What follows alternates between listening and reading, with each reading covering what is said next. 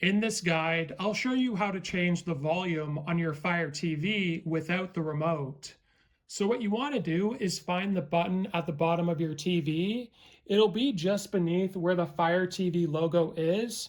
And what you want to do is press the power button, and that's going to turn your TV to here. Now, once you're here, what you want to do is press that button again, but don't hold it. You want to press it quickly, which should bring up your options here for the power menu.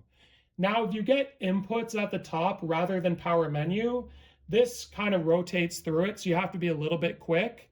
So let me go back to where we were before at the beginning, and I'm going to quickly press the power button, and it's going to bring up these options. Then I'm going to press the side of the power button. It can be the right or the left side, and you'll notice we're highlighting different options in this power menu.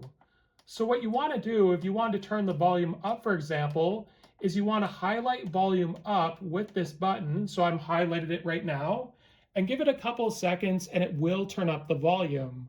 So you'll see it just went up a little bit.